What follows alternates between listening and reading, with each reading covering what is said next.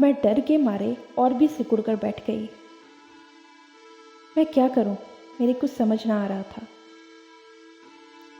तभी बाहर से किसी ने आवाज़ लगाया, भारती, भारती। वह विनोद की आवाज़ थी। मैं झट से उठ खड़ी हुई। जैसे ही मैं खड़ी हुई वैसे ही बिजली भी आ गई। विनोद दरवाज़ा खटखटाते हुए आवाज़ लगा रहे थे, भारती, दरवाज़ा खोलो। मैंने बड़ी हिम्मत जुटाकर दरवाज़ा खोला। विनोद ने अंदर आते ही पूछा, अरे भारती, क्या कर रही थी? इतनी देर क्यों लगाई तुमने दरवाज़ा खोलने में? मैं अपनी आंखें फाड़े बाहर इधर उधर उस औरत को ढूंढ रही थी, पर बाहर कोई भी न था। विनोद मेरी दोनों बाहों को पकड़कर हिलाते हुए बोले, अरे भारती, क्या हुआ तुम्हें? मैं विनोद के सीने से लग गई और उन्हें कस कर पकड़ लिया। मेरी हालत देख विनोद समझ चुके थे कि कुछ गड़बड़ है। उन्होंने मुझे चौकी पर बिठाया और पानी ला कर दिया। पानी पीने के बाद मुझे थोड़ा अच्छा महसूस हो रहा था। मैंने लड़खड़ाती आवाज़ में विनोद से बोला, विनोद, बाहर एक औरत रो रही थी और मदद मांग रही थी। यह सुन विनोद डर गए और उन्होंने चौंकते हुए पूछा, औरत? कौन सी औरत? मैंने रोते हुए बोला, पता नहीं कौन थी। उसने नीली रंग की साड़ी पहनी हुई थी और खून से लथपथ थी। यह सुन विनोद के होश उड़ गए। उनकी आंखें फटी थीं। उन्होंने लड़खड़ाते हुए मुझसे आगे पूछा, क्या उसके हाथ में बच्चा भी था? मैंने हाँ में जवाब दिया। मैं हैरान थी कि यह बात विनोद को कैसे पता। विनोद कुछ सोच में पड़ गए। फिर उन्होंने धीरे से मुझसे पूछा, भारती, क्या तुम माँ बनने वाली हो? मैंने बड़े ही आश्चर्य भरी निगाहों से विनोद की ओर देखा। मैं मन ही मन सोच रही थी कि जिस खुशखबरी को विनोद को देने के लिए मैं उनका बेसब्री से इंतज़ार कर रही थी, वह बात उन्हें कैसे पता चल गई। मैंने बोला, हाँ, पर आपको कैसे पता चला? मैंने तो अभी तक यह बात किसी को नहीं बताई। चिंतित होते हुए बोले, भारती, तुमने यह बात मुझे पहले क्यों नहीं बताई? मैंने अपने आंसू पोंछते हुए बोला, मुझे आज ही पता चला। मैं आपको यह बताने के लिए बहुत उत्सुक थी और आपकी राह देख रही थी।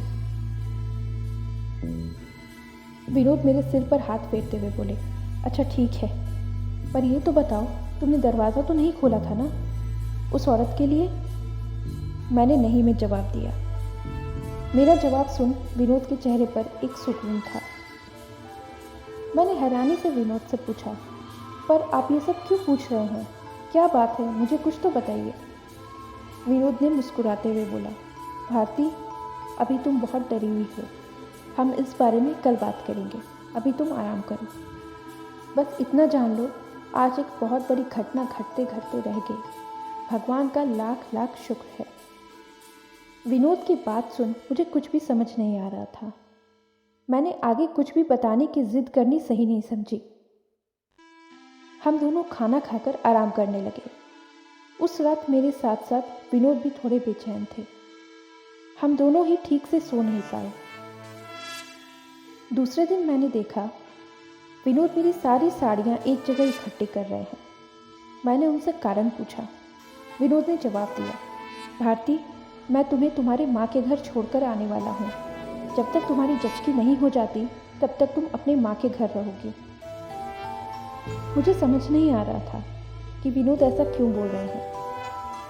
मैंने उनसे आश्चर्य के साथ पूछा, माँ के घर? पर क्यों? उन्होंने मेरा हाथ पकड़ते हुए बोला, भारती, मैं तुम्हें जो कुछ भी बताने जा रहा हूँ उसे ध्यान से सुनना, बिना घबराए, बिना डरे। कल तुमने जिस औरत को देखा था वह सुनैना भाभी थी। मैं यह सुनकर एक बार फिर से हैरान थी। सुनैना भाभी? पर ऐसा कैसे हो सकता है? वो तो... मैं बोलते बोलते रुक गई और विनोद की तरफ देखने लग गई। शायद मैं समझ चुकी थी कि विनोद क्या कह रहे हैं। क्या मैं जो समझ रही हूँ वही बात है? विनोद ने अपनी पलकें झपकाते हुए हाँ में जवाब दिया। मुझे सुनैना भाभी के बारे में ज़्यादा पता नहीं था। वह हमारे गांव में ही रहने वाली थी। करीब 2 वर्ष पहले उनकी मृत्यु हो चुकी थी। कैसे हुई थी वह मुझे नहीं पता था, ना ही मैंने आज तक उनकी कोई तस्वीर ही देखी थी। सुनैना भाभी की 2 बेटियां हैं। उनकी मृत्यु के बाद उनके पति ने दूसरी शादी कर ली थी। मैंने विनोद से आगे पूछा, पर वो मुझे क्यों दिखाई दी? मेरा मतलब, मैं तो उनसे कभी मिली ही नहीं। विनोद आगे बताते हुए बोले, तुम्हें पूरा सच नहीं पता भारती। जिस वक्त उनकी मृत्यु हुई उस वक्त सुनैना भाभी गर्भवती थी।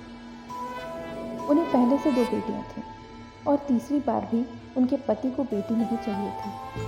इसलिए उनके पति ने गांव से दूर जाकर उनके गर्भ में पल रहे बच्चे की लिंग जांच करवाई। जब उसे पता चल गया कि इस बार भी बेटी ही है तो उसने सुनैना भाभी का गर्भपात करवा दिया। पर बदकिस्मती से उसमें सुनैना भाभी की भी जान चली गई।